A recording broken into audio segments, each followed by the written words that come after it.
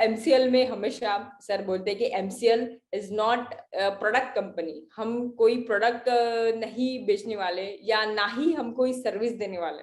हम अपने सभी एमसीएल फैमिली मेंबर्स और पूरे दुनिया को एक एक्सपीरियंस देने वाले। एक्सपीरियंस एक ऐसा कि नेक्स्ट जनरेशन कंपनी का एक ऐसी ऑर्गेनाइजेशन जो नेचर के प्रति इतने डेडिकेटेड हो, भले ही नेचर को ओरिजिनल स्थिति में हमें अपने नेक्स्ट जनरेशन को समर्पित करना। नेचर के हर एक पहलू, भले वो माउंटेन्स रहे, फॉरेस्ट रहे या रिवर्स रहे, हर एक पहलू को हमें हमारे नेक्स्ट जनरेशन को उसी स्थिति में देना है। और यही एक्सपीरियंस हमें अपने ऑर्गेनाइजेशन के हर एक व्यक्ति थ्रू नेक्स्ट जनरेशन को प्रदान करना है। तो आज का इसका महत्व का जो पहलू है नेचर का, वो है रिवर्स। और वो रिवर्स को हमें समझाने के लिए अभी मैं ऐसे व्यक्ति को बुलाना चाहूंगी कि भले ही जिनका सपना भारत की नंबर 1 कंपनी बनने का था, लेकिन अभी वो सपना दुनिया की नंबर 1 कंपनी बनने का हो चुका है। और उसमें रिवर्स का क्या योगदान होगा, ये जानने के लिए अभी मैं बुलाना चाहूंगी हमारे एमसीएल के रचनाकार, सलाहकार और शिल्पकार doctor Shyam Golab sir. Thank you. Thank you madam. Good morning everyone. दोस्तों नमस्कार, मैं डॉक्टर श्याम गोलब फिर से एक बार आपका इस ट्रेनिंग सेशन में स्वागत करता हूं। मैं आशा करता हूं कि आप सभी लोग स्वस्थ हैं और आप अपने साथ अपने परिवार का, यानी घर का परिवार और एमसीएल परिवार दोनों का ख्याल रख रहे हैं। मैं ये भी उम्मीद करता हूं कि आप सभी लोग 1 घंटा बहुत अच्छी एक्सरसाइज कर रहे हो, अपने हार्ट अपने लंग को मजबूत कर रहे हो और अपनी इम्यूनिटी को बढ़ा रहे हो। तो चलिए शुरुआत करते हैं आज के टॉपिक से। दोस्तों, लाखों साल पहले हम सभी मनुष्य बाकी के जानवरों जैसे ही थे। हम लोग यहां वहां भटकते थे, शिकार करते थे और अपना पेट पालते थे। लेकिन एक वो चीज जिसकी वजह से हमने ये भटकना बंद किया, एक जगह रुक के हम लोग बस्ती करने लगे, रहने लगे, और वो चीज थी खेती बाड़ी। वो चीज थी एग्रीकल्चर। दोस्तों, एग्रीकल्चर, खेती बाड़ी एक ऐसी चीज है कि जिसने इस मनुष्य को एक समुदाय का, इस प्राणी को एक समुदाय का हिस्सा बनाया, समाज का निर्माण किया, और फिर इसके साथ समाज, संस्कृति, प्रथा, इस सभी की शुरुआत हो गई। लेकिन दोस्तों, क्या आप जानते हैं कि इस एग्रीकल्चर, इस खेतीबाड़ी की शुरुआत, इस खेतीबाड़ी को सबसे बड़ा सपोर्ट, कंट्रीब्यूशन किसने किया? हम लोग जानते हैं कि जब भी खेती करनी होती है तो खेती में क्या क्या लगता है। तो हमें उपजाऊ वो मिट्टी लगती है, पानी लगता है, उस तरह का क्लाइमेट लगता है। लेकिन दुनिया में जहां भी आज खेती हो रही है, वहां आप जाइए, देखिए कि वहां खेती किसकी वजह से हो रही है, तो आपको यह पता चलेगा कि सिंगल मोस्ट इंपॉर्टेंट चीज अगर कुछ है कि जिसकी वजह से आज दुनिया में जहां भी खेती हो रही है, जहां भी बस्ती है, जहां भी लोग बसते हैं, अगर उसका एक प्रमुख कारण पूरी दुनिया में कोई है तो वह है अपनी नदियां, वो है अपनी नदी।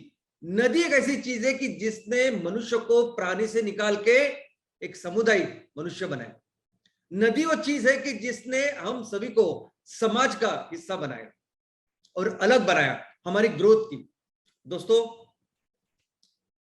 आज मनुष्य के जीवन में हर कोई जो चीज है, यानी मैं ये भी बताऊंगा आपको कि कैसे हम टेक्निकली भी पानी के ऊपर डिपेंडेंट है, लेकिन आज हमारे साथ, हमारे समाज में कोई भी चीज अगर हो, इसमें सबसे बड़ा कंट्रीब्यूशन इन नदियों का है।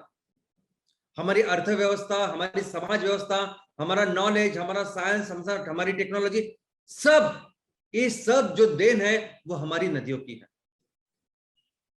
और नदी का अगर आप व्याख्या देखोगे तो नदी क्या है, तो नदी तो सिंपल हमारी इस पृथ्वी के ऊपर, पृथ्वी के सरफेस के ऊपर चलने वाला एक पानी का प्रवाह है।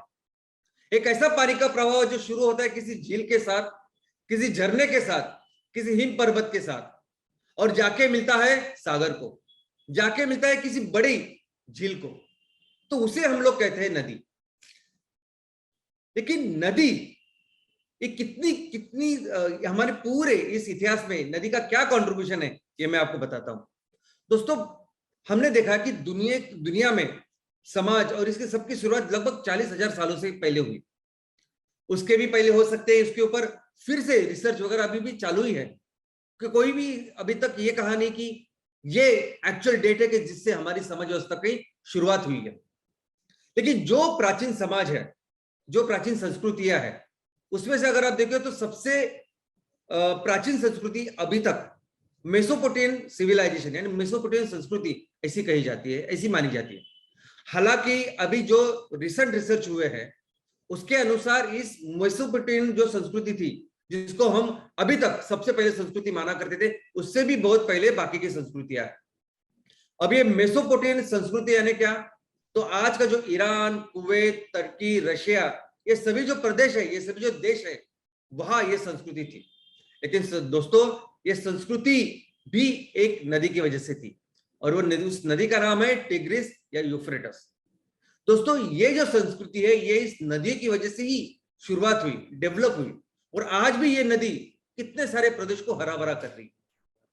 वैसे ही इजिप्ट की जो प्राचीन संस्कृति है, जब भी इजिप्ट के बारे में हम लोग सोचते हैं, उसके प्राचीन इतिहास के बारे में सोचते हैं, तो हमें ये दिखाई देता है, हमें दिखाई देता है कि ये बड़े बड़े स्कल्पचर, ये सब चीज दिखाई देते हैं, और हमें दिखाई देता है कि सूखा है, वहां रेगिस्तान है, और वहां कभी संस्कृति थी। लेकिन दोस्तों, वहां ओरिजिनली ऐसी एक नदी थी, घना जंगल था, कि जिसकी वजह से ये पिरामिड तैयार हुए, जिसकी वजह से बड़े बड़े स्कल्पचर, ये आकृतियां, ये प्रकृतियां तैयार हुई। दोस्तों, ये नदी थी नाइल। ये पूरी जो संस्कृति है इजिप्ट की, वो थी नाइल नदी की संस्कृति, और आज भी पूरी दुनिया की सबसे बड़ी नदियों में से एक नदी है नाइल नदी, और न जाने कितने सारे शहर उस नदी के किनारे पे बसे हैं। वैसे ही चाइनीज संस्कृति, चाइना की जो संस्कृति है, वो भी एक नदी की वजह से है, और उस नदी का नाम है येलो रिवर। तो चलिए, हमारे यहाँ अगर बात करते हैं, तो हमारी जो संस्कृति है, भारत की जो संस्कृति है, उस प्राचीन संस्कृति का तो नाम ही है सिंधु घाटी की संस्कृति। सिंधु नदी के घाट पर जिस संस्कृति की शुरुआत हुई, उसको कहते हैं सिंधु घाटी की सभ्यता, सिंधु घाटी की संस्कृति, इंडस वैली सिविलाइजेशन। और यही वो संस्कृति है जो आज के तारीख में देश बन चुकी है, भारत देश, पाकिस्तान और अफगानिस्तान। दोस्तों, इस नदी को, इंदुस को संस्कृत में सिंधु कहा गया है, पर्शियन इसे हिंदू कहते थे। और आपको सुन के ताज्जुब होगा कि हमारा जो नाम है इंडिया, इस नदी को अंग्रेज लोग इंदुस कहते थे, और आप भी इंटरनेशनल लेवल में आज भी इसको इंदुस नदी करके ही बोला जाता है। हमारे जो देश का नाम है इंडिया, वो इस नदी से आया है। यहां तक के ये जो नदी है, इस नदी के 5 बड़ी बड़ी उप नदी है। अब ये भी अपने आप में बड़ी बड़ी नदियां है, ओके, झेलम, चेनाब, सतलज, रावी, और ये 5 नदियों से जो हरा भरा प्रदेश है, इस प्रदेश का नाम है पंजाब। तो पंजाब का अगर लिटिल मीनिंग आप देखोगे, तो पंजाब का अर्थ है ऐसा प्रदेश जो 5 नदियों से बना हुआ है, और इसीलिए पंजाब यहां भारत में भी है, पंजाब वहां पाकिस्तान में भी है। आज भी जैसे हमारे यहाँ भारत में गंगा महत्वपूर्ण है, गंगा सबसे इंपॉर्टेंट नदी है, वैसे ही पाकिस्तान के लिए, अगर पाकिस्तान का ब्रेड बटर, सब कुछ अर्थव्यवस्था अगर किसी नदी के ऊपर डिपेंडेंट है, तो वो है ये सिंधु नदी। दोस्तों, लेकिन मुझे लगता है, और यही इतिहास है, कि आज हमारे भारत देश की अगर हम लोग बात करें, तो हर गांव, हर शहर, हर कोई छोटा सा कस्बा वो जो बसा है, वो किसी ना किसी नदी के किनारे बसा है। नदियां इतनी जरूरी है कि नदियां ही है कि जिन्होंने पूरी दुनिया में ये सिविलाइजेशन, अगर आप देखोगे तो इतिहास में इस मनुष्य प्राणी को लेके जो आज प्रदेश बने हैं, देश बने हैं, ये सभी जो बदल हुआ है, हर चीज में अगर किसी का कंट्रीब्यूशन है तो वो नदी का है। वो हम विस्तार से देखेंगे, लेकिन ये नदियां है कि जिसने मनुष्य के दुनिया को बसाया है, और इसीलिए हम अपने देश में इस नदी को अपनी माता कहते हैं, इस नदी को पूजते हैं, और इस नदी को हम देवी करके समान उसकी पूजा करते हैं।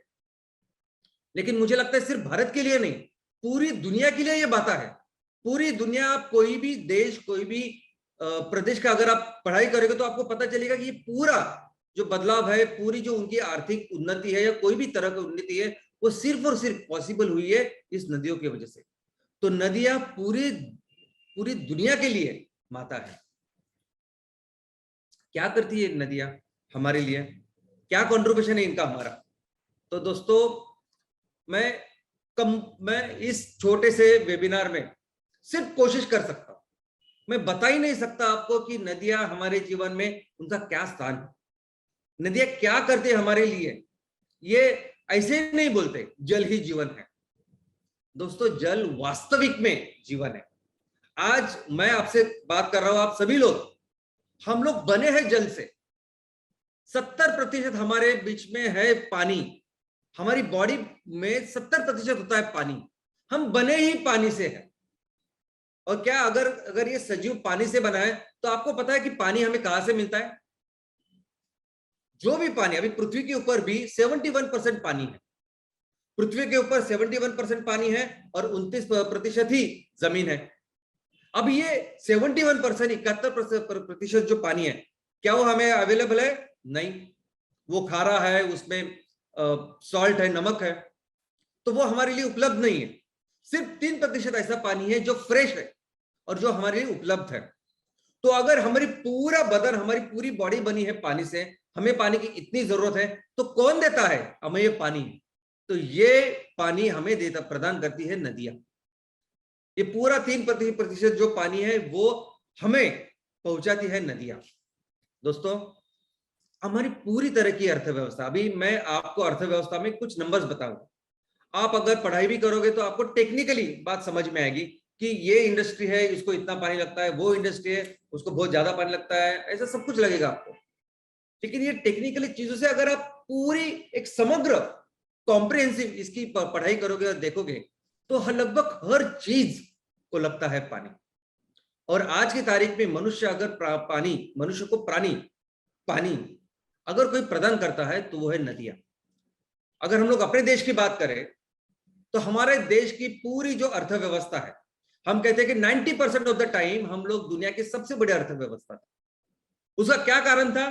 तो उसका कारण था हमारी खेतीबाड़ी, हमारी खेती, हमारा एग्रीकल्चर, जिसके वजह से पूरी दुनिया में नंबर 1 इकोनॉमी थे हम लोग।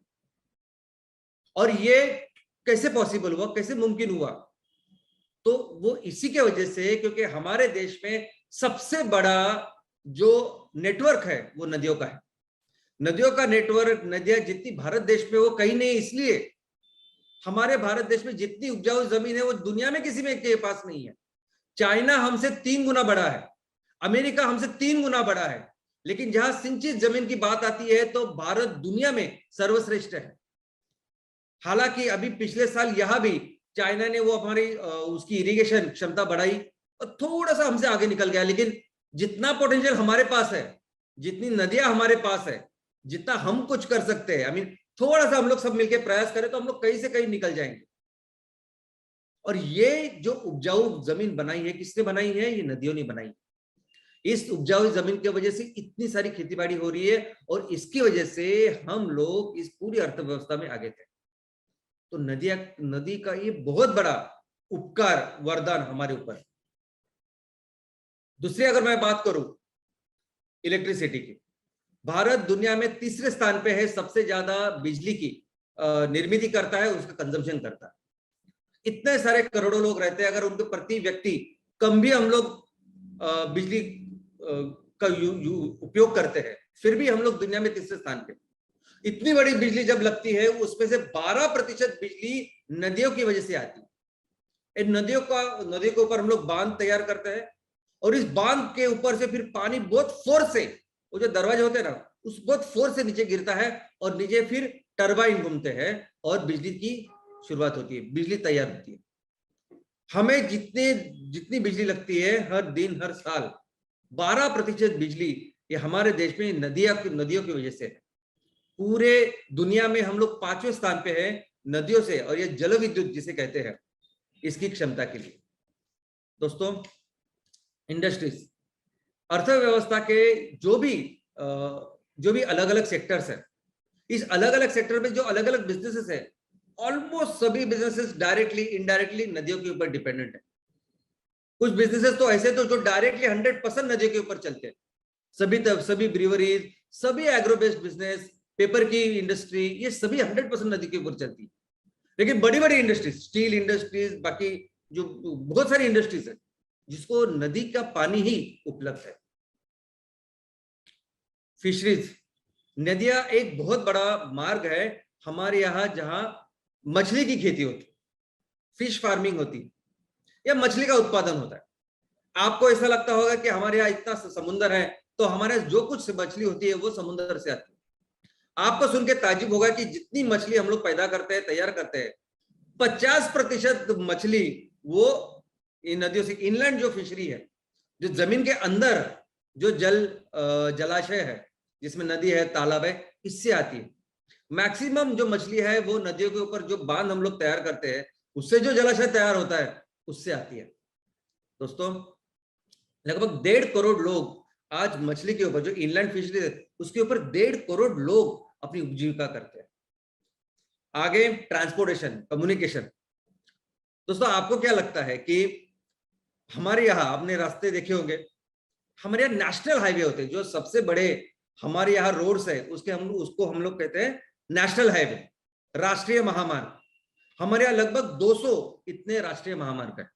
लेकिन क्या आप जानते हैं कि हमारे यहाँ नदियां इतनी बड़ी है, इतनी विशाल है कि हमारे यहाँ नदियों के ऊपर इनलैंड राष्ट्रीय महामार्ग है, नदियों के राष्ट्रीय महामार्ग 111 नदी के ऊपर नेशनल हाईवे है, कि जिसके वजह से आज लोगों की यातायात, ट्रांसपोर्टेशन होता है, सामान ट्रांसपोर्टेशन वो होता है। इस साल में लगभग हमने 100 मिलियन टन यानी 10 करोड़ टन इतने से माल की वाहतूक की। इतना बड़ा नेटवर्क दुनिया में किसी के पास नहीं है। यूरोपियन कंट्रीज बाकी सब है, उनका समुद्र का नेटवर्क है, नदियों का इतना बड़ा नेटवर्क दुनिया में किसी के पास नहीं। ह्यूमन सेटलमेंट, आई मीन हमारी तो दुनिया, हमारी दिन की शुरुआत होती है पानी से। पानी के बिना तो कोई बसते ही मुमकिन नहीं है। आप अपने आजू बाजू के गांव में देखो, जहां पानी नहीं वहां लोग रह भी नहीं सकते। पानी के बिना जीवन ही नहीं है। तो हर ह्यूमन सेटलमेंट के लिए अलग अलग चीजों के लिए जरूरी है पानी। जो आज की तारीख में सबसे ज्यादा प्रदान अगर कोई करती है वो नदी है। स्पोर्ट्स, एंटरटेनमेंट, ये पानी के ऊपर जो भी खेल है वो सभी तरह के खेल आज भारत में होते हैं, क्योंकि इतनी विस्तीर्ण, इतनी विशाल नदियां आज हमारे देश में। स्पोर्ट्स, एंटरटेनमेंट, ये सब कुछ आज हमारे यहाँ नदी में होता है। और कई सारे, देखो नदियां यानी एक्चुअली हमारी माता है। हर गांव में उसने माँ की तरह हमको पोसा है, माँ की तरह हमें बड़ा किया है, डेवलप किया है। हमारी कई ऐसी जरूरतें जो मैं यहाँ विशद नहीं कर सकता, लेकिन ऐसी जरूरत है कि कई सारी जरूरत वो नदी हमारी पूरी करती है। और मैं तो सिर्फ हमेशा, जैसे मनुष्य प्राणी हमेशा खुद के बारे में सोचता है, खुद के बारे में बातें करता है, लेकिन मैं आपको बताऊंगा कि कितने सारे, सिर्फ मनुष्य नहीं, कितने सारे जीव जंतु प्राणी, ये पूरी चीजें नदी के ऊपर डिपेंडेंट है। दोस्तों, नदी का खुद का अपना एक इकोसिस्टम है। मैं आपको बोलूं कि देखो, एक अगर बड़ा पहाड़ भी, बड़ा पेड़ भी अगर आपने लिया, एक ये पेड़, एक सिंगल पेड़ कई सारे जीवों की दुनिया होती है। एक सिंगल अगर आपने बड़ा पेड़ लिया ना, कई सारे जीव उस पे रहते हैं और उनके लिए वो पेड़ यानी उनकी पूरी दुनिया होती। तो सोचिए नदी क्या करती होगी। नदी भी अपने आप में एक पूरी दुनिया है। नदी अपने आप में कई सारे जीवों की दुनिया है, इतने सारे जीव। और जब नदी आती है ना, तो नदी अपने साथ सिर्फ वो नदी का जो प्रवाह, पानी का प्रवाह, उतना मत समझिए आप। नदी पूरा ऐसा क्षेत्र प्रभावित करते हैं जिसे हम लोग नदी का बेसिन कहते हैं, जहां से वो छोटे छोटे पानी के झरने आते हैं और तब से ये आके वो इतना बड़ा प्रवाह तैयार होता है, वो नदी में रूपांतरित होता है। तो ये पूरी जो चीज है ना, यानी नदी, उसके उसके काठी, और उस काठी के ऊपर जो माइक्रो ऑर्गेनिज्म, जो प्राणी, जो सजीव सब रहते हैं, वो सभी इस नदी के ऊपर डिपेंडेंट होते हैं। और हर चीज, यानी हर चीज अगर मैं आपको बताऊं कि कैसे सूक्ष्म जीव नदी के ऊपर डिपेंडेंट है, कैसे प्राइमरी कंज्यूमर नदी के ऊपर डिपेंडेंट है, कैसे हम लोग डिपेंडेंट है, तो वो बहुत बड़ा सब्जेक्ट है। दोस्तों, नदी हमारे यहाँ ज्योग्राफी और जियोलॉजी डिफाइन करती है। ज्योग्राफी यानी भूगोल, हमारे यहाँ भूगोल जो भी है, मैक्सिमम उसका कंट्रीब्यूशन नदियों का है। आप नहीं समझ, वो एक अपने आप में बहुत बड़ा विषय। मैं सिंपल आपको बोलता हूँ, जियोलॉजी। अभी कैसे भारत में इतनी सारी नदियां हैं, कैसे भारत का प्रदेश दुनिया में सबसे उपजाऊ है। तो भारत ही नहीं, हर जगह ये नदियां कैसे एग्रीकल्चर को कंट्रीब्यूट करती है, तो मैं आपको बताता हूँ। ये नदियां जब बहती है, तो बहते के साथ उनके नीचे जो पत्थर होते हैं, पत्थर से घिस घिस के वहां से वो मिट्टी निकालते हैं, और वो मिट्टी निकाल के अपने नदी के आजू जो काट पे जो प्रदेश है वहां डिपॉजिट करते हैं, और उस तरह से वो जमीन बनती है फर्टाइल। जमीन, ये पानी का प्रवाह, नदी का प्रवाह जब अपने साथ आता है, तो मिट्टी के साथ कई सारे मिनरल्स, कई सारे जीव जंतु, माइक्रो ऑर्गेनिज्म लेके आता है, और उसके वजह से मिट्टी बनती है फर्टाइल। उसके वजह से वो प्रदेश बनता है फर्टाइल, सुपीक, उपजाऊ, और ये पूरी दुनिया शुरुआत होती है। तो बहुत बड़ा कंट्रीब्यूशन नदी का है। नदी बहुत अच्छा, ब्यूटीफुल, ऐसे अगर दुनिया में सबसे सुंदर जो जो जो सीन अगर आप देखोगे, जो जगह आप देखोगे, तो आप मैक्सिमम टाइम आप देखोगे कोई सुंदर नदी है और उसके आजू बाजू वो प्रदेश है। दोस्तों, मिलियंस, करोड़ों जीव जंतु इस नदी के ऊपर डिपेंडेंट है। एक पूरा इकोसिस्टम है। हम सिर्फ मनुष्य के नहीं, मैं सिर्फ मनुष्य के बारे में हमेशा आपको बोलता हूँ, हम लोग सिर्फ मनुष्य के बारे में सोचते हैं, लेकिन न जाने कितने सारे जीव इसके ऊपर डिपेंडेंट है। ये पूरे नदी के ऊपर एक छोटी सी फिल्म होती है, वो फिल्म से लेके कई सारे माइक्रो ऑर्गेनिज्म। अभी माइक्रो ऑर्गेनिज्म एक ऐसा टॉपिक है जो मुझे एक बार आपको लेना पड़ेगा और आपको बताना पड़ेगा कितने जरूरी है माइक्रो ऑर्गेनिज्म। ये हमारे जो बदन है, सिर्फ हमारा नहीं, हर सजीव का जो कार्य चलता है वो इस माइक्रो सूक्ष्म जीवों से चलता है। हमारे अंदर भी बहुत सारे करोड़ों सूक्ष्म जीव हैं। ये सभी सूक्ष्म जीव जो मिट्टी में रहते हैं, पानी में रहते हैं, इसको सपोर्ट करने जो व्यवस्था है वो है नदी। Primary producer, secondary producer, insects, vertebrates, ये सभी नदी के ऊपर डिपेंडेंट है। इनको जो खाना बनाने के लिए, कोई भी वनस्पति को खाना बनाने के लिए जो फोटोसिंथेसिस, जो प्रकाश लगता है, उसकी एक्चुअली बहुत अच्छी अरेंजमेंट करती है नदी। तो complete food chain, complete food web, जैसे हमारे जो नेचर है, ये प्रकृति है, प्रकृति का अपने आप में एक सिद्धांत है। और सिद्धांत क्या है? रिसाइकलिंग का सिद्धांत है कि आप कंज्यूम करो, फिर से निकालो, फिर से लो। तो और ये रिसाइकलिंग की वजह से, ये जो सस्टेनेबिलिटी है, इसके वजह से तो लाखों करोड़ों साल से हम लोग जिंदा है ना। वो पूरा सिस्टम नदियों में भी है। नदियां अपने आप में एक ऐसा इकोसिस्टम है कि जिसमें हर कोई चीज की रिसाइकलिंग की व्यवस्था है। तो चलिए आते हैं हमारे इस टॉपिक, हमारे इस नदियों के ऊपर कि भारत में किस तरह के नदियां हैं। तो भारत में लगभग 400 से ज्यादा बहुत बड़ी नदियां, और हमारे यहां 8 मेजर रिवर सिस्टम है। अभी ये रिवर सिस्टम यानी क्या?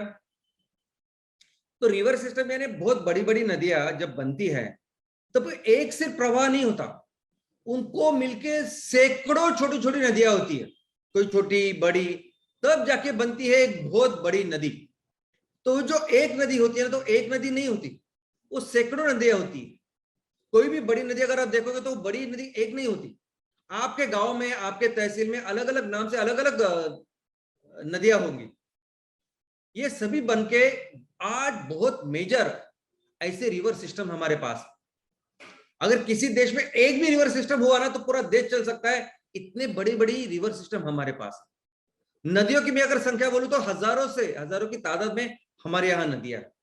दोस्तों, रिवर बेसिन करके एक कंसेप्ट है। रिवर बेसिन यानी जब वो नदी तैयार होती है और उसको बाकी का पानी का प्रवाह आके मिलता है, तो ये पूरे जो प्रदेश है जहां से पानी आता है, उसको मिलता है, ये पूरा जो प्रदेश है ना, उसको कहते हैं रिवर बेसिन। यानी नदी से प्रभावित होने वाला क्षेत्र। नदी जब अपने साथ जब चलती है पानी का प्रवाह लेके, तो सिर्फ पानी का प्रवाह लेके, जैसे पाइप में पानी होता है वैसे नहीं करती।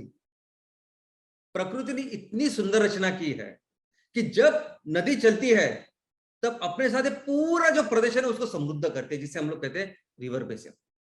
भारत में इतने बड़े बड़े रिवर बेसिन है कि जिसकी वजह से पूरा भारत आज समृद्ध है दोस्तों। और ये नदियां 2 तरह की हो सकते हैं। एक तो वो नदी जो जिसमें पूरा साल 12 ही महीने उसमें पानी होता है, जिसे पेरिनियल कहते हैं। और ऐसी नदी की जो सिर्फ बारिश में होता है उसमें पानी, और बाकी इसमें पानी नहीं होता। हम इतनी बुरी तरह से इन नदियों को बर्बाद कर रहे हैं आज की तारीख में, कि ऐसी नदियां कि जिनमें पूरे साल पानी होता था, आज वहां सिर्फ बारिश में पानी होता है। ऐसी नदियां कि जहां अगर बारिश नहीं रही तो आपको लगेगा ही नहीं कि नदी है तरफ। इस तरह से हमने इस नदियों को अभी हम लोग खराब करते जा रहे हैं। अभी हमारे देश की जो नदियां है ना, हमारे देश के नदी का वर्गीकरण दो हिस्सों में हो सकता है। एक वो हिस्सा कि एक वो कैटेगरी जिसमें सभी नदियां हिमालय पर्वत से शुरुआत होती है, तो हिमालय पर्वत से शुरू होने वाली सभी नदियों को हम लोग कहेंगे हिमालयन रिवर सिस्टम। और दूसरा जो है वो है पेनिनसुलर यानी उपखंड का सिस्टम। तो भारत की जो नदियों का सिस्टम है दो है, दो इसमें हम लोग वर्गीकरण कर सकते हैं। एक तो हिमालय का नदियों का पूरा सिस्टम और उपखंड का। तो भारत का जो उपखंड है उसके एक उपखंड है और उसके बाजू में दो समंदर हैं, एक है अरेबियन समुद्र और दूसरा है बंगाल का उपसागर। अब इन दोनों में अभी जो उपखंड के जो नदियां है वो भी दो हिस्से में बंटती है। एक ऐसी नदियां है जो शुरुआत होके वेस्टर्न के तरफ पश्चिम की ओर जाती है, हमारे अरेबियन जो समुद्र है उसमें चली जाती है, और दूसरा ऐसा कि जो निकल के शुरुआत होके हमारे बंगाल के उपसागर में चली जाती है। दोस्तों अभी इसमें जो 8 बड़े बड़े रिवर सिस्टम्स है उसके बारे में मैं आपको बताऊंगा। Number 1 Indus river system, of course Sindhu घाटी। सिंधु जो नदी है वो 3180 किलोमीटर है। हमारे यहाँ मानसरोवर से शुरुआत होकर वो अरेबियन यानी कराची के पास में पाकिस्तान में वो वहां जाके समुद्र को मिलती है। उसका लगभग 47% जो हिस्सा है वो पाकिस्तान में है, 39% जो हिस्सा है वो भारत में है, 8% अफगानिस्तान में है और 6% चाइना में है। दूसरा हमारा जो महत्वपूर्ण सिस्टम है और सबसे महत्वपूर्ण है वो गंगा रिवर सिस्टम। गंगा की लेंथ 2510 किलोमीटर है। शायद आपको कम लगेगी लेकिन गंगा का जो रिवर बेसिन है वो बहुत यानी बहुत बड़ा है। इतना बड़ा है कि हमारे देश के 40% जनता वो गंगा घाटी रहती है। उसकी शुरुआत होती है गंगोत्री से और वो बंगाल के उपसागर को जाके मिलती है। तीसरी जो हिमालयन नदी है, नदी का पूरा सिस्टम है, उसे हम लोग कहेंगे ब्रह्मपुत्र रिवर सिस्टम। वो भी बहुत बड़ा सिस्टम है। ब्रह्मपुत्र की अगर आप लेंथ देखोगे तो 3848 किलोमीटर, इतनी बड़ी उसकी लेंथ है। हिमालय से शुरुआत होके वो बंगाल के उपसागर में जाके मिलती है। बाद में जो वेस्ट जो हमारे उपखंड की नदियां है और जो ईस्टर्न फ्लोइंग है यानी बंगाल का उपसागर की तरफ जाने वाली नदी है, उसमें से सबसे पहला जो रिवर सिस्टम है वो गोदावरी रिवर सिस्टम। उसकी लेंथ लगभग 1465 किलोमीटर है और महाराष्ट्र में नासिक से शुरुआत होकर वो आंध्र में वेस्ट गोदावरी करके जिला है, वहां जाके बंगाल का उपसागर है, वहां मिलती है। लेकिन दोस्तों आप हमेशा अभी हर सिस्टम जो मैंने आपको दिखाया, अगर हर सिस्टम को अगर आप देखोगे तो एक जो रिवर सिस्टम है उसके आजू बाजू न जाने कितनी नदियां है। यानी आप इस गोदावरी की बात करोगे तो यहाँ दूधना, पूर्णा, वर्धा, पेनगंगा, वैनगंगा, और आप अपने गांव में जाके देखिए तो ये पूरे सिस्टम जो है ना, ये अपने आप में ये जो नदियां है ये बड़ी बड़ी नदियां है। ये प्रवरा, मांजेरा, मानवर, ये भी देखिए कृष्णा रिवर सिस्टम। अभी कृष्णा रिवर सिस्टम में 1210 किलोमीटर है। महाराष्ट्र भीमाशंकर वहां से शुरुआत होके वो आंध्र में जाके बंगाल के उपसागर को मिलती है। लेकिन इस नदी के ऊपर कितनी सारी बाकी की नदियां अगर आप देखोगे तो हर सिस्टम को अगर मुझे आपको एक्सप्लेन करना हो तो मुझे एक सेशन लेना पड़ेगा। और अगर मुझे कृष्णा के बारे में बताना है तो एक सेशन लेना पड़ेगा, कावेरी के बारे में बताना है तो एक सेशन लेना पड़ेगा, गंगा के बारे में बताना है तो 2 सेशन लेने पड़ेंगे। इतने बड़े ये सिस्टम्स अपने आप में। कावेरी सिस्टम 805 किलोमीटर का सिस्टम है जो कर्नाटक से शुरू होकर तमिलनाडु जाता है, और आप देख सकते हैं कितनी सारी नदियां उसको आके मिलती है। महानदी रिवर सिस्टम 900 किलोमीटर है जो छत्तीसगढ़ में शुरुआत होती है और उड़ीसा में जाके मिलती है। अब ये थी वेस्टर्न एंड बंगाल का उपसागर यानी पूर्व की ओर चलने वाली नदियां। अभी पश्चिम की ओर चलने वाली नदियों में अगर आप देखोगे तो उसमें पहला रिवर सिस्टम है वो है नर्मदा रिवर सिस्टम जो 1312 किलोमीटर है और मध्य प्रदेश से शुरुआत होकर गुजरात में जाती है। ताप्ती रिवर सिस्टम, जो फिर से मध्य प्रदेश में शुरुआत होकर गुजरात में खंबात का जो घाट है, खंबात का जो प्रदेश है वहां जाती है, 724 किलोमीटर वो ट्रैवल करती है। तो ये सभी नदियों का जो सिस्टम है वो अपने आप में बहुत बड़ा बड़ा सिस्टम। मैं अगर आपको इसके बारे में फ्लो क्या उसके बारे में सभी कुछ बताऊं तो आप ये समझ सकते हैं कि भारत क्यों इतना समृद्ध है, क्यों भारत पूरी दुनिया में 90% ऑफ द टाइम सबसे बड़ी अर्थव्यवस्था था, और क्यों आज भी हमारे यहाँ पोटेंशियल है कि हम लोग बन सकते हैं। इतना बड़ा ये सब्जेक्ट है। सिर्फ रिवर के बारे में डिटेल में अगर मुझे बनना है तो मुझे कम से कम 6 महीने लगेंगे हर चीज के बारे में आपको बताने। लेकिन चलिए हमारे इस टॉपिक के ऊपर को पढ़ते हैं कि कैसे फिर ये इतना इंपॉर्टेंट, इतनी अच्छी नदियां, आई मीन जिसकी वजह से हमारा पूरा जीवन है, हमारी संस्कृति, हमारी पूरी दुनिया है, आज उनकी क्या सिचुएशन है। तो दोस्तों मैं आपको पहली बात बताऊं कि ये नदियां जो है, हिंदू सब उनको देवी मानती है, उनकी पूजा करती है, ये सब हम सब जानते हैं। ऑलमोस्ट हर नदी को हमने अपने माता माना है और उनकी पूजा करते हैं। लेकिन ये बात सिर्फ हिंदू में नहीं है, अगर आप देखोगे तो इस्लाम में भी इन्होंने कहा कि ये नदी, ये पानी का हर कतरा कितना पवित्र है। सिर्फ इस्लाम में नहीं, क्रिश्चियनिटी में भी कहा गया है कि पानी, ये नदियां कितनी कितनी कितनी पवित्र है, कितनी जरूरतमंद है। लेकिन इसके बावजूद आज क्या है, आज ये है परिस्थिति कि हमारे यहाँ 351 ऐसी नदियां है बड़ी बड़ी कि जिसको central pollution control board CPCB इसने बहुत बहुत बहुत गंदा करके घोषित किया है। लेकिन मुझे लगता है कि वो कोई सर्टिफिकेट की जरूरत नहीं। सेंट्रल पोल्यूशन कंट्रोल बोर्ड हो या अपने राज्य का कोई पोल्यूशन कंट्रोल बोर्ड हो, वो हमें प्रमाण पत्र देगा और फिर हमको पता चलेगा कि हमारी नदी कितनी साफ है या कितनी गंदी है, ये कुछ बताने की जरूरत नहीं। आप अपने गांव में, अपने तहसील में जो नदियां है वहां जाके सिर्फ थोड़ा सा आप जरा वहां जाइए और देखिए क्या वो नदी, क्या उस नदी में कुछ फिश, कुछ प्राणी, कुछ है, कुछ सजीव है जिसको करोड़ों साल वो पालती आ रही है आज उसमें? क्या वो नदी ऐसी कि जिसका पानी आप पी सकते हो? पीने का तो छोड़ ही दीजिए, पीने का तो मुझे नहीं लगता कोई आप कंसिडर करते हो। क्या वो नदी में का एक्चुअली नहा सकते हैं? ऐसे आप देख के आपको पता चलेगा कि हमारी नदी कितनी अच्छी है और कितना हमने उसको गंदा करके रखा है। दोस्तों आज की परिस्थिति यह है, आज की वस्तुस्थिति यह है, स्टेटस है कि हमने, हमारी पूरे जो भारत के लोगों ने इस नदियों को एक ड्रेनेज, एक गटर बना के रखा है। जो भी कुछ गंदी चीज लगती है, जो भी कुछ रहता है, हम लोग उसको सिर्फ नदी में डालते रहते हैं। यानी एक तरफ हम लोग नदी को माता मानते, जो हमारी संस्कृति, जो हमारे पुरखों ने वही बताया कि बाबा उसकी पूजा करो, तो उनको क्या बोलना है कि बाबा वो इतनी महत्वपूर्ण है कि उसको माँ के समान उसकी पूजा करो। कितने फेस्टिवल्स है जिसके ऊपर हम वो नदियों के ऊपर डिपेंडेंट है। एक तरफ ये हमारे माँ बाप ने सिखाया है और दूसरी तरफ हम लोग क्या करते हैं, हम लोग जो भी कचरा है वो उस नदियों में डालते हैं।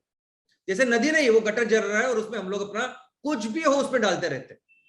हर जगह, हर गांव में, अगर हर तहसील में अगर आप देखोगे ना, और सिटीज में, शहरों में, तो नदियां इतनी खराब हो चुकी है, ये आप बोल ही नहीं सकते ये नदियां करके। ये मीठी रिवर है, बॉम्बे में तो मीठी रिवर, यानी अगर आप उसको देखोगे तो आपको लगेगा नहीं कि नदी है कर, आपको लगेगा कोई बहुत बड़ा गटर है।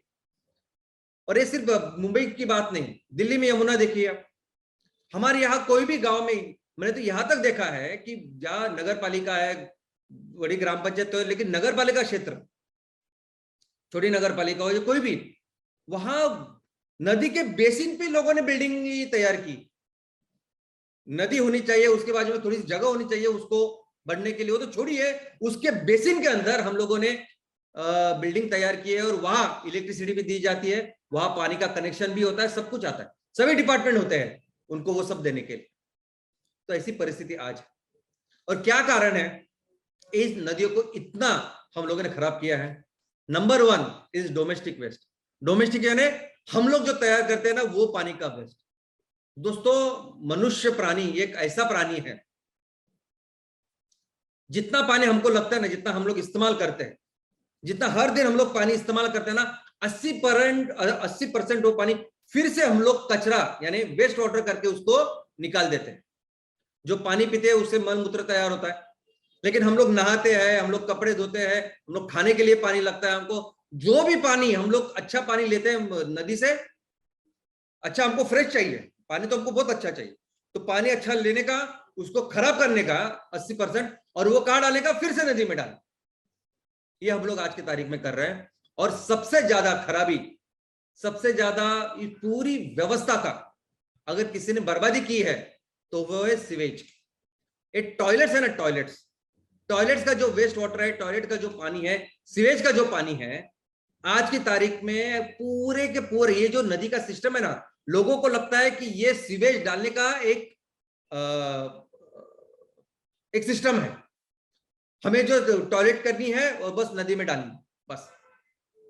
हमारे यहाँ बहुत बड़े बड़े शहरों में भी जो व्यवस्था है इनको अच्छा पानी तैयार करने की, जो सीवेज ट्रीटमेंट प्लांट है उसकी कैपेसिटी हमारे देश के जो कैपेसिटी है, जो जरूरत के अनुसार कितनी कैपेसिटी है, सिर्फ 30%। और 30% जो भी प्लांट लगे हैं वो भी प्लांट अच्छी तरह से उस पानी को अच्छा कर रहे हैं और बाद में पानी में डाल रहे हैं, ऐसा बिल्कुल नहीं है। उसकी भी क्या कार्य क्षमता है वो भी हम लोग सोच नहीं सकते। इस तरह से हम लोग गंदा कर रहे हैं। वो तो कुदरत की मेहरबानी है कि हर साल वो पानी आता है, बारिश बरसता है और ये सब साफ करता है, वही भगवान ही साफ करता है ये सब कुछ इस तरह से। और ये सबसे नंबर 1 रीजन, अगर हमारे पूरे इस रिवर सिस्टम को खराब करने का नंबर 1 कारण कुछ है, नंबर 1, तो दैट इज सीवेज। दूसरा ऑफ कोर्स ये, अब अगर आप गंगा के किनारे देखोगे तो 40% लोग रहते हैं, और वैसे ही लगभग 33%, 1/3, 1/3 जो खराब पानी तैयार होता है ना, वो भी गंगा के घाटी तैयार होता है। दूसरा, इंडस्ट्रीज वेस्ट वाटर। दोस्तों, इंडस्ट्रीज भी इतनी बुरी तरह से ये काम कर रही है। यमुना के यहाँ जो झाग आपको नजर आता है, और सिर्फ यमुना ही नहीं, मुंबई के आजू बाजू जरा कुछ आउटस्कर्ट में ऐसे एरियाज है, तो कल्याण डोंबिवली करके एक महानगर पालिका है, और आजू बाजू जहां ऐसी इंडस्ट्रीज है कि वहां नदी आपको कभी काली, कभी लाल, कभी पीली ऐसी दिखाई देगी, only because this industrial waste water. बाकी सरफेस जिस तरह से हम लोग खेती कर रहे हैं, हम लोग तो खेती कैंसर की खेती कर रहे हैं, पूरा केमिकल से भरी हुई खेती कर रहे हैं हम लोग। और जब बारिश गिरती है तो ये पूरा पानी वो पूरे केमिकल्स लेके, कैंसर के केमिकल्स लेके नदियों में जा रहा है। तो जो होना है वो, जो सिर्फ नदियों में नहीं, वो नीचे भी जा रहा है। हमारी जो वेल्स वगैरह है उसमें भी ये सब आता है, तालाब में भी आता है। तो ये सरफेस रन ऑफ भी एक बहुत इंपॉर्टेंट रीजन है। उसके बाद में तो गार्बेज डंपिंग, यानी डंपिंग का ना, आपके ग्राम पंचायत के, आपके नगर पालिका का गार्बेज, कचरा कहाँ डालना है, तो उसके लिए भी लोगों को लगता है बस नदी, और किधर डालेंगे। आप अपने शहरों में जाके देखिए, आपको पता चलेगा कि मैक्सिमम जगह पे जो डंप यार्ड है, मैक्सिमम जगह पे ये कचरे के जो पहाड़ नजर आएंगे आपको, वो नदी के किनारे नजर आएंगे, और ये सब कचरा सब नदी में जा रहा है। सैंड, रेती के लिए जो काम आज की तारीख में हो रहा है, जिस तरह से रेती के लिए उसका एक्सप्लॉयटेशन हो रहा है, हम लोगों ने नदियों को बर्बाद करके रखा है।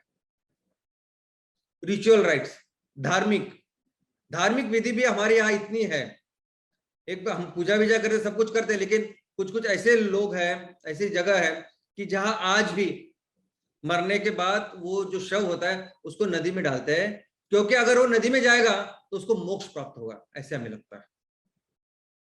Oil and natural gas exploration, कि ऑयल और नेचुरल, आपको तो मालूम है दुनिया में सबसे ज्यादा बेचने वाली कोई वस्तु होगी, सबसे ज्यादा धंधा अगर किसी चीज का होता होगा तो वो तेल है। तो तेल के लिए तो हम लोग जरा भी देखते नहीं, नदी है आजू बाजू कुछ है, कुछ नहीं। अगर आपको लगता है तेल है तो बस जाओ, घुसो और आजू बाजू को पूरा एरिया बर्बाद करो, नदी को वहां बर्बाद करो, ये सब चल रहा है। और कई सारे लोकल चीज है जहां हम लोगों ने, नदी हमको प्रोवाइड करते और उसको ही हम लोग खराब कर रहे हैं। तो दोस्तों, अभी सभी चीजें का सोल्यूशन क्या है, कैसे करेंगे फिर? एक तरह से ये नदियां जिसने हमें जीवन प्रदान किया है, जिसकी वजह से पूरी दुनिया बसी है आज, और उसको हम लोग इस तरह से बर्बाद कर रहे हैं, खराब कर रहे हैं। क्या सोल्यूशन? तो ये सोल्यूशन के लिए मैं आपको आज 3 कहानियां बताऊंगा। सबसे पहले कहानी है एक प्रोजेक्ट की, नमामि गंगे। दोस्तों, हमारे देश में गंगा सबसे बड़ी है, हमारे गंगा इतनी महत्वपूर्ण है कि वहां 40% हमारी जनता रहती है, 11 राज्यों से वो जाती है। तो ये गंगा जब भी खराब हो रही है, ये जो मसला है वो बहुत सालों से सरकार को लगता है कि इसको साफ करें। सबसे पहले गंगा के ऊपर गंगा एक्शन प्लान शुरुआत हुई 1985 में, 1985 में। तब पैसे कम थे और तब से लेके स्टेज 1 स्टेज 2 करके चालू है। लेकिन 2014 से एक बहुत बड़ा, दुनिया का सबसे बड़ा प्रोजेक्ट हमने तैयार किया। हमने संकल्प किया है कि हमारे गंगा को हम लोग साफ करेंगे। और दुनिया में किसी भी नदी के लिए साफ करने के लिए इतना पैसा नहीं रखा गया था जितना पैसा भारत सरकार ने रेज किया है, $3 बिलियन, 21,000 करोड़ कि हम लोग गंगा को साफ करेंगे। और ये कार्य में अगर आप देखोगे तो क्या क्या करते हैं, क्या क्या प्रोजेक्ट शामिल है, तो आपको साफ साफ नजर आएगा कि जो 21,000 करोड़ से भी ज्यादा भी लागत, अभी लोग ऑलमोस्ट 24,000 करोड़ है, उसमें से 90% जो फंड है वो सिर्फ सीवेज इंफ्रास्ट्रक्चर के लिए। यानी हम लोग जो टॉयलेट की वजह से, यानी सीवेज, ये टॉयलेट का पानी नंबर 1 रीजन है हमारी नदियों को खराब करने के लिए, उसके लिए आज हमने ये पूरा जो पैसा है वो हम लोग खर्च कर रहे हैं। और बाद में बचा हुआ जो 10% वो बाकी की चीजों की। और रिजल्ट 2014 में शुरू होके अभी आज इसको 8 साल हो गए। इसमें ऐसे था कि पहले इमीडिएट करने वाले कुछ काम थे, पहले 5 साल में कुछ उपलब्धियां थी और बाद में 10 साल के बाद कुछ उपलब्धियां थी। लेकिन जिस तरह से काम होना चाहिए था वो, जितना रिजल्ट आना चाहिए था वो नहीं आ रहा है। गवर्नमेंट पूरी अपनी मेहनत से ये काम कर रही है, एक पूरा डिपार्टमेंट, सभी लोग इसको एम्बिशियसली इसको काम कर रहे हैं, पूरी व्यवस्था इसके ऊपर काम कर रही है, फिर भी जितना चाहिए उतना रिजल्ट इतने सालों के बाद नहीं दिख रहा है। दूसरी कहानी मैं आपको बताऊंगा। दूसरी कहानी है अमेरिका से। दोस्तों, अमेरिका में ये नदियों का प्रदूषण इतना बढ़ गया था, इतना बढ़ गया था 1960s में।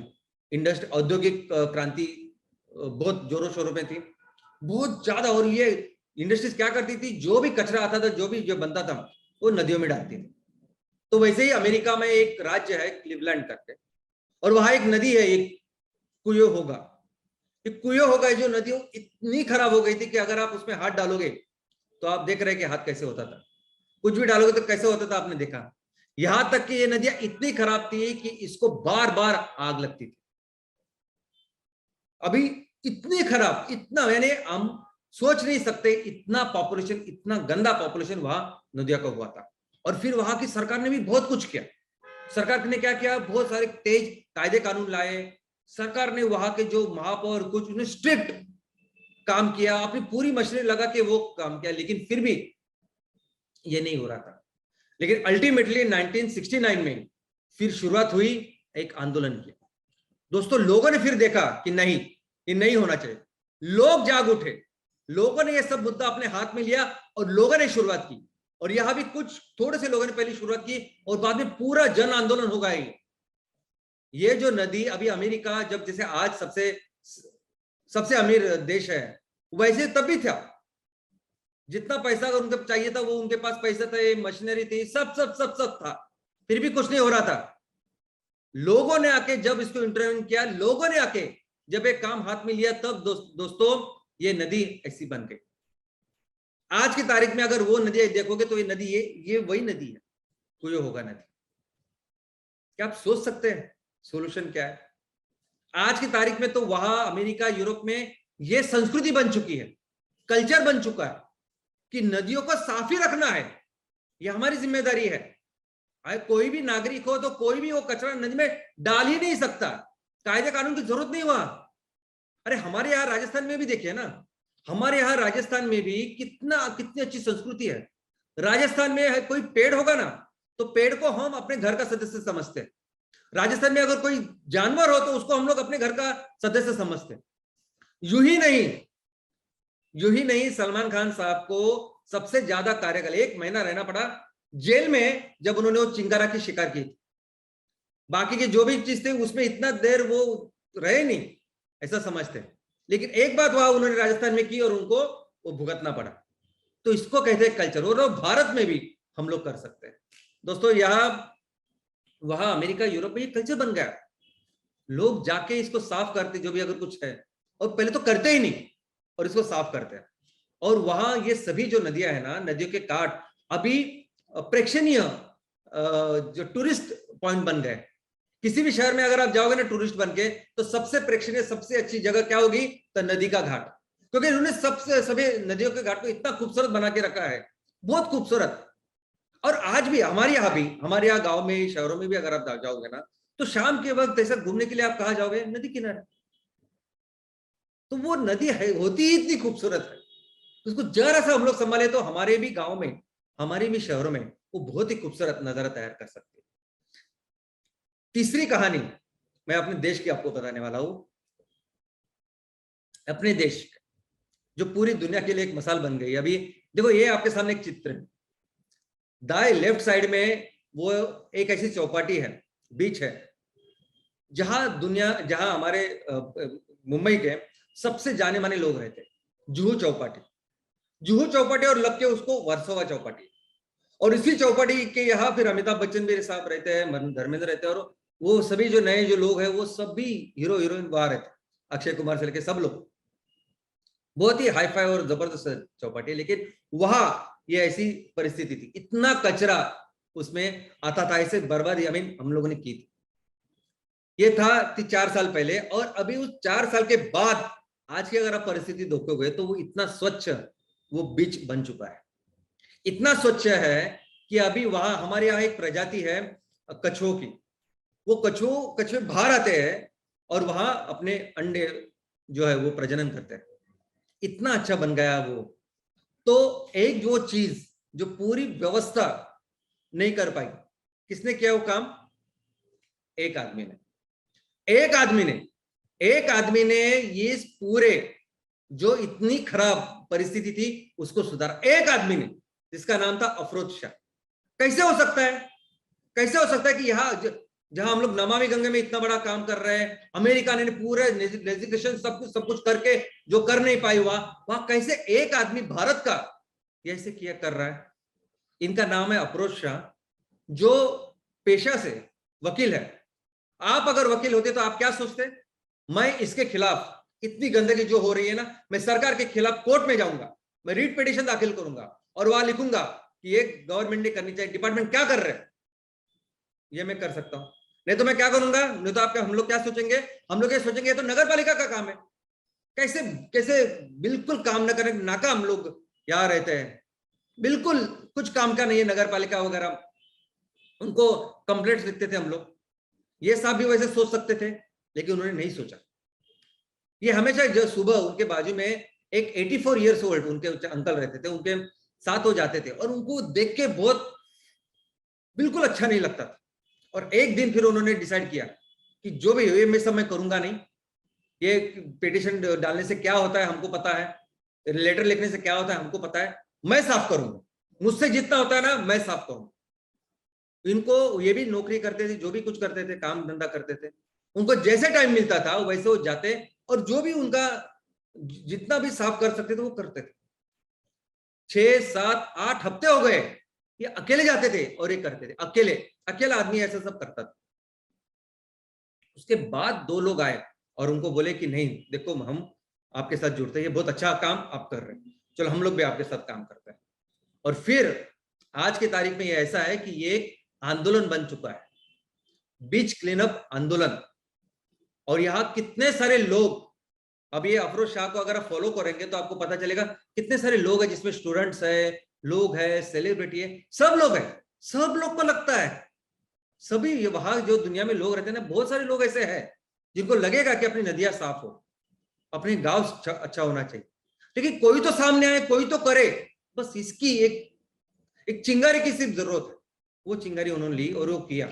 दोस्तों आज की तारीख में अगर आप देखोगे ना, तो वहां सभी लोग, अमिताभ बच्चन से लेके जो भी जिसको भी आप जानते हैं और वहां वो रहते हैं, वो वहां आके ये काम करता है, अपने अपने बीच के ऊपर काम करता है वैसे। और यहाँ ये करने के बाद अगर आप देखोगे तो सभी लोग अपने अपने तरीके से करते हैं। मीन अदरवाइज वो सिक्योरिटी के कारण यहाँ वहां जाते नहीं, लेकिन फिर भी ये इतना अच्छा काम है कि वो करते हैं। लेकिन इसके अलावा इन लोगों ने, अफरोज शाह, इन्होंने कितने सारे लोगों को भी इंस्पायर किया। अभी आप देखिए, एक मल्हार कलंबेकर का एक 21 साल का लड़का है, मुंबई के दादर में वहां रहता है और उसने अपने दादर चौपाटी से उसके काम की शुरुआत की और इस तरह से काम कर रहा है अभी ये लड़के ने भी एक मूवमेंट शुरुआत की, बीच प्लीज ऐसे नाम के, क्योंकि एक बार वो ऐसे ही घूमने गया था बाली वगैरह, वहां देखा समुद्र कितना सुंदर है और हमारे यहाँ कितना गंदा, तो उसने वो शुरुआत की और उसके इस काम की वजह से उसको यूनाइटेड नेशंस का भी पुरस्कार मिला पिछले साल। सब लोग आते हैं, सब लोग आते हैं तुम्हारे साथ मिलके खड़े होते हैं। पहले दिन नहीं कोई खड़ा होगा, लेकिन पहले दिन जब आप रहेंगे ना, पहले दिन आपको ही करना पड़ेगा, पहले दिन आपको करना पड़ेगा। लेकिन आप जब एक जगह पे रहते हो, वो करते हो, चाहे वो ग्रेटा थनबर्ग हो, चाहे वो अफरोज शाह हो या कोई भी हो, शुरुआत आपको करनी पड़ेगी, सिंसियरली करनी पड़ेगी, तो लोग आपके पास आएंगे दोस्तों। और ये जो अफरोज शाह है, इनको 2016 में champion of earth United Nations ने इनको पदवी दी। 2019 में हीरोज ऑफ द ईयर, यानी पूरे विश्व का उस साल का हीरो करके CNN ने उनको किताब दिया। यूनाइटेड नेशन का एनवायरनमेंट प्रोग्राम है, उसमें यूनाइटेड नेशंस ने क्लीन सीज कैंपेन, जैसे इन्होंने अपने काम किया मुंबई में, वैसे ही पूरी दुनिया में काम करने का उन्होंने एक ग्लोबल प्रोग्राम बनाया। तो सोचिए एक आदमी क्या कर सकता है, तो कौन करेगा फिर? कौन हमारी यहाँ ये जो हमारी माता है, ये जो देविया है, इनका ख्याल कौन रखेगा? कौन करेगा गंगा साफ? कौन करेगा ये हमारा यमुना है उसको साफ करेगा और वो अच्छा रहेगा? कौन करेगा वो हर जो एक मीठी नदी हर शहर में जो आज बह रही है, उसको साफ कौन करेगा? तो दोस्तों ये सब साफ करेंगे सिर्फ हम आप और मैं, लोग ही मिलके करेंगे। बाकी कोई कोई कोई आई मीन कितनी भी पैसा आपके, हमने सभी एग्जांपल देखे, भारत का सबसे एम्बिशियस प्रोजेक्ट भी देखा, अमेरिका का भी देखा, और हर जगह जब तक लोग शामिल नहीं होते तब तक एक काम ही नहीं होता। लोग ही हमारा जो कंट्रीब्यूशन है, हम लोग ही इसको कर पाएंगे। नदियों को साफ करना तो हमें ही ये करना पड़ेगा। दोस्तों आपको क्या लगता है कि एमपीओ का जो ऑर्गेनाइजेशन वो किसके लिए? रॉ मटेरियल के लिए, सिर्फ रॉ मटेरियल के लिए? आप एक बार फैक्ट्री की शुरुआत करो और लोगों को बोलो कि हम लोग 1000 रुपए से खरीदेंगे, तो आपको ये करने की जरूरत नहीं है, आपको ये कोई संगठन वगैरह बनने की कोई जरूरत नहीं। आप अपनी फैक्ट्री की शुरुआत करो, लोगों को बोलो ना फिर कि बाबा आप नेपियर ग्रास उगाओ, हम लोग 1000 रुपए से खरीदेंगे, और लोगों को तो पता है कि ये सब है तो इतना इतना पैसा मुझे मिलेगा। नहीं, बहुत सारे गांव हमारे यहाँ, बहुत सारी चीजें हमारे गांव में, हमारे शहरों में ऐसी है जो पैसों से सॉल्व नहीं होगी। पैसा उसके लिए काम नहीं करेगा, हमको इकट्ठा आना पड़ेगा। कई सारे ऐसे इश्यूज है, कई सारे ऐसे सामाजिक इश्यूज है जिनको सॉल्व करना है हमें, और इसके लिए लोग चाहिए, इसके लिए लोगों का पूरा कंट्रीब्यूशन चाहिए। यानी इस तरह से हम लोग काम कर सकते हैं ना कि आने वाले दिनों में अगर हम लोग एक हो गए ना, तो किसी की हिम्मत नहीं होगी हमारे यहाँ किसी हमारी बेटी, हमारी माँ, हमारी बहन को कुछ बुरी नजर से देखने के लिए। तो कई सारे ऐसे इश्यू है ना जिसको सॉल्व करने का तरीका दूसरा कोई नहीं है। कितना भी स्ट्रिक्ट करो आप, थूकने के लिए 200 रुपया, ये 500, कुछ फर्क नहीं पड़ेगा। उससे फर्क तभी पड़ेगा जब हम लोग इकट्ठा आए, और यही उद्देश्य है एमपीओ का। जब हम लोग सोच रहे हैं कि हमारे तहसील को हम लोग सुजलाम सुफलाम बनाना चाहते हैं, तो इसका मतलब क्या? इसका मतलब सिर्फ आर्थिक उन्नति नहीं है। वो लोग तो कर रहे हैं एनजीओ करके, अफरोज शाह साहब ने किया वो एनजीओ करके, बाकी के लोग कर रहे हैं एनजीओ करके, हम लोग तो प्रॉपर बिजनेस कर रहे हैं। तो बिजनेस तो है उसका, बाकी सभी लाभ सबको है, लेकिन हमारा उद्देश्य बिजनेस से बहुत आगे है। हम लोग चाहते हैं कि हमारा देश, हमारा तहसील इस तरह से समृद्ध हो कि कोई भी पानी का जो स्रोत है वो खराब ना होने पाए, और ये काम सिर्फ हम लोग ही कर सकते हैं। हमें जिम्मेदारी उठानी पड़ेगी, हमें काम करना पड़ेगा। अगर नदियों को साफ सुथरा रखना है, अच्छा रखना है, तो कोई दूसरा तरीका ही नहीं है। आप प्लीज ऐसा मत सोचिए कि इतने जितने ज्यादा पैसे आएंगे तब हम लोग करेंगे, नहीं होगा ये काम। ओके, हमें जिम्मेदारी लेनी पड़ेगी। और कब लोग सुनेंगे आप, ये भी आप सुनिए, कब लोग सुनेंगे? आप कभी कभी आपको लगता है कि गांव में ऐसा करना चाहिए, शहर में ऐसा करना चाहिए, तो एक बहुत सी बड़ी मीटिंग की आपने की, एक बड़ा इवेंट ऑर्गेनाइज किया, ऐसा कुछ किया, मान्यवर वहां आ गए और बहुत आपने फिर बहस की, चर्चा की, उससे वो होगा? बिल्कुल नहीं होगा। आज तक ऐसे ही होता आया है, लोग सुनेंगे नहीं आपकी, ऐसे आएंगे बात करने, हाँ लोगों को लगे हाँ ठीक है अच्छा सकती, लोग अपना काम चालू रखेंगे, उससे नदियां नहीं साफ होगी, उससे कचरा नहीं साफ होगा। वो कब होगा, लोग कब सुनेंगे आपको, जब आप डटे रहोगे अपने काम के ऊपर, अरे अपने कार्य के ऊपर, जब आप करते रहोगे दिल से, डेडिकेशन से, पूरी सिंसियरिटी के साथ, और हमेशा हर दिन करते रहो। और उसका बहुत अच्छा तरीका अगर कुछ है तो वो है सैटरडे सेशंस। दोस्तों सैटरडे सेशन जैसी कोई चीज ही नहीं है, मैं आपको बोलता हूं। जैसे हर हफ्ते आप गुरुवार को मंदिर जाते हो, शुक्रवार को नमाज अदा करते हो, रविवार को चर्च जाते हो, वैसे 1 घंटा अपने तहसील के लिए, अपने गांव के लिए आपको देना पड़ेगा। और हर हफ्ते दीजिए, आप हर हफ्ते दीजिए, बोलिए कि मैं कैसे अपने गांव को सुजलाम सुफलाम करना चाहता हूं, और करिए काम को। वो ग्रेटा थनबर्ग जब बैठी थी वहां एक जगह पे, अकेली थी, वो झंडा लेके, कोई नहीं आया था, उसको मालूम नहीं था कि इतना बड़ा वो कुछ करने वाले उसका नाम होगा। या अफरोज शाह जब गए थे, उनको क्या लगा था कि उनको इतने बड़े बड़े अवार्ड मिलेंगे। गांधी जी ने अगर कुछ किया होगा अपने यहाँ एक छोटे से गांव में, चंपारण में या खेड़ा में, तो उनको क्या लगा होगा कि आगे जाके मैं बहुत देश को आजादी करूंगा? नहीं, सबका अपना अपना प्रयास था, किया, दिल से किया, और पूरे लोग उनके साथ शामिल हुए। दोस्तों सैटरडे सेशन, अगर आप सिर्फ प्योर बिजनेस की बात कर रहे हो ना, तो मैं आपको बिजनेस के बारे में ही बोलता हूं। देखो, आप फैक्ट्री तैयार होगी, माल बेचना, ये हमारा बिजनेस है। आने वाले दिनों में बहुत सारी कंपनियां आएंगी, वो भी एक बिजनेस है। और ये कंपटीशन आएगी बिजनेस में, वो भी है। लेकिन अगर आप चाहते हो कि कंपटीशन तो बिल्कुल आपको छुए भी ना, आपके आसपास ना आए कंपटीशन, तो सैटरडे सेशन कीजिए आप। फैक्ट्री आने के बाद तो सब लोग मार्केटिंग, कोई भी करेगा ना मार्केटिंग। मेरी फैक्ट्री तैयार हो रही, तो मुझे माल बेचना है, तो कोई भी करेगी। लेकिन ये कुछ भी नहीं होती हुए जब आप लोगों के लिए खड़े होते हैं, वही तो है चीज। वही तो लोगों को पता चलेगा किसके लिए आप खड़े हो, क्या विजन है, क्या मिशन है, क्या ब्रांड, क्या हो आप, क्या सोच है आपकी। और ये सोच आपके लोगों को आप ऐसे आगे लेके जाएगी, ये कंपटीशन को रहेगा ही नहीं। एक वो चीज है जो आपको करनी है। और दूसरा है प्रॉमिस। ये जो प्रॉमिस हम लोगों ने किया है ना, कि हम ऐसे ऐसे फैक्ट्री ऐसे लगाएंगे और ऐसे अपने तालुका को स्वयंपूर्ण बनेंगे, वो हम करेंगे। देखो उसमें आप बिल्कुल एक कुछ भी 0.0001% का भी कुछ रखिएगा मगर अपने दिमाग में। सूरज उगने वाला है तो उगने वाला है।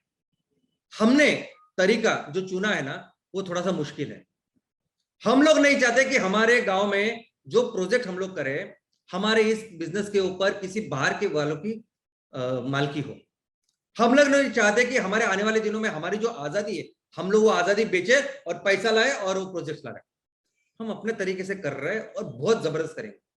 पूरे दुनिया भर, पूरी जिंदगी भर हम लोग इस आजादी में अपने प्रोजेक्ट के, हमारे प्रोजेक्ट के ओनर कौन होंगे? तो हमारे गांव के किसान। वो हमारा तरीका है। और ये सब करने के बाद ये सभी लोग जो आपको सुन रहे हैं साल से या जो भी, तो आपके साथ खड़े होंगे। ओके। और दोस्तों, जो भारत है, हम लोग हमेशा बोलते हैं कि भारत ने दुनिया का नेतृत्व किया। आर्थिक महासत्ता था भारत। 90% ऑफ द टाइम दुनिया का 30% से ज्यादा इनकम हम लोग तैयार करते थे। लेकिन भारत सिर्फ आर्थिक में नहीं था, आप ही समझिए। भारत ने दुनिया का नेतृत्व हर चीज में किया है। संस्कृति में भारत ने दुनिया का नेतृत्व किया, नॉलेज ज्ञान में भारत ने दुनिया का नेतृत्व किया। भारत में जितने विश्वविद्यालय थे उस टाइम में, जितने विश्वविद्यालय थे, भारत से छोड़ के बाकी पूरे विश्व में उच्च विद्यालय वगैरह नहीं थे। इतने ऐसे विश्वविद्यालय जो बोल रहे हैं ना, वो उस वैसे विश्वविद्यालय वहां किसी भी जगह पे नहीं थे। लोग हजारों किलोमीटर प्रवास करके, ट्रैवल करके भारत में आते थे सीखने के लिए, पढ़ने के लिए। इजिप्ट, तो इजिप्ट की संस्कृति हो, मेसोपोटामियन हो, चाइनीज संस्कृति हो, वहां के लोग भारत में आके पढ़ते थे। या हमारे संस्कृति के बारे में हमारे जितना भी उन्होंने जो लिख के लिया ना, उससे हम लोग अभी सीख रहे हैं, हमको पता चल रहा है। जो अभी 18वें शतक, 19वें शतक में जो कुछ खोजे हुई है, जो इन्वेंशन हुए हैं, वो उनके बारे में पूरा वो वेदों में हमारे यहाँ संदर्भ है। वेद जानते थे, यानी सिर्फ पढ़ाई के नहीं, लेकिन साइंस एंड टेक्नोलॉजी में हम लोग बहुत आगे थे। हमारी यहाँ जितनी शाखाएं थी नॉलेज की, वो विश्व में कहीं नहीं थी। इतनी शाखा, इतना स्पेशलाइजेशन था हमारे यहाँ भारत में।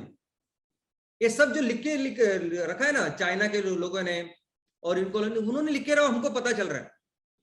अंग्रेजों ने सब कुछ वो जो भी लिखा था वो पूरा जला दिया है, रखा ही नहीं कुछ, ये समझने के लिए कि हम लोग इसकी धरोहर है।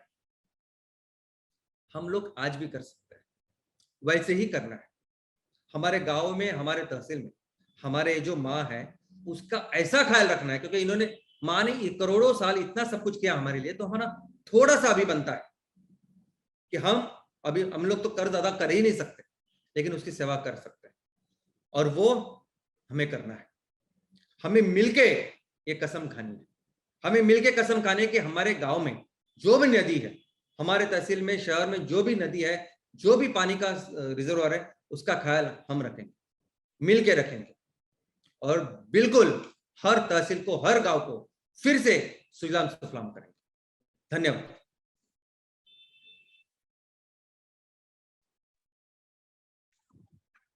जी हाँ श्याम सर, सही कहा आपने कि हम सब मिलके हमारी माता, हमारी गांव की नदियां, हमारी देश की नदियां को हम साफ सुथरा रखने की कसम खाते हैं। जी हाँ, एमसीएल नदियों को लेकर एक जन आंदोलन करेगा। वो अफरोज शाह जैसे युवाओं के दस्तक में चलेगा। ये आपका थॉट आज एक क्रांतिकारी थॉट है, और आज सब सुनने वाले एमसीएल इंडिया परिवार ने इसको बहुत ही दिल से सुना है। Thank you very much Shyam sir, and good morning MCL India परिवार। आज आपके सामने डॉक्टर श्याम सर ने और एक बार एक ऐसे क्रांतिकारी विचार की नींव रखी है। वो नींव शायद, देखिए इसको गौर से सोचिए, ये केवल नदी को क्लीन नहीं करेगा, ये एक इकोसिस्टम को क्लीन करेगा।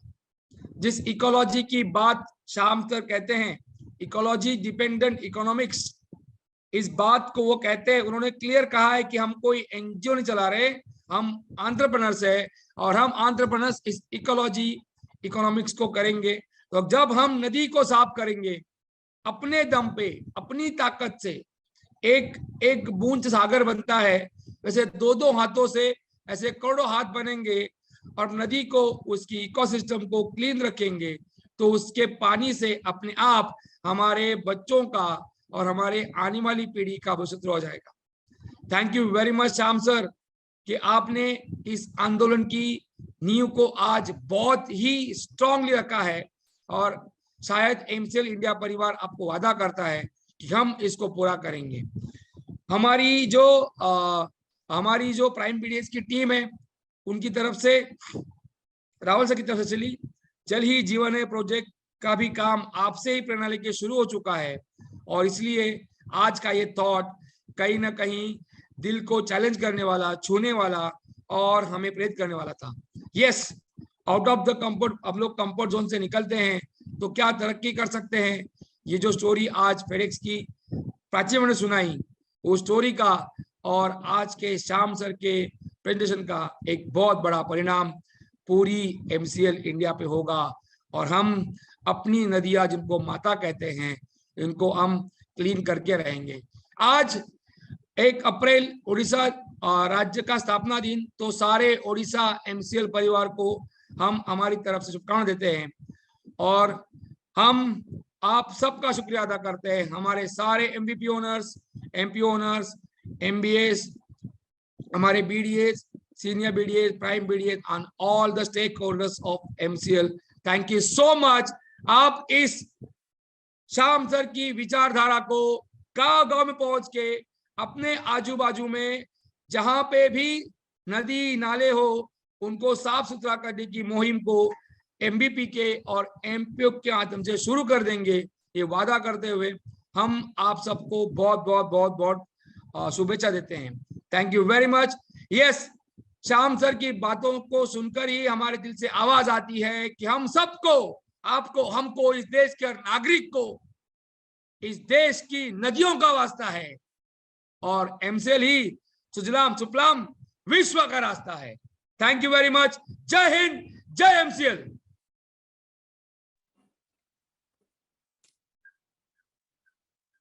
Thank you very much, Dr. Lavesh sir, for inspiring us and आप सभी से मेरी ये नम्र गुजारिश है कि आप कृपया इस चैट बॉक्स में दी गई लिंक के ऊपर जाकर आपका फीडबैक हमें शेयर कीजिएगा।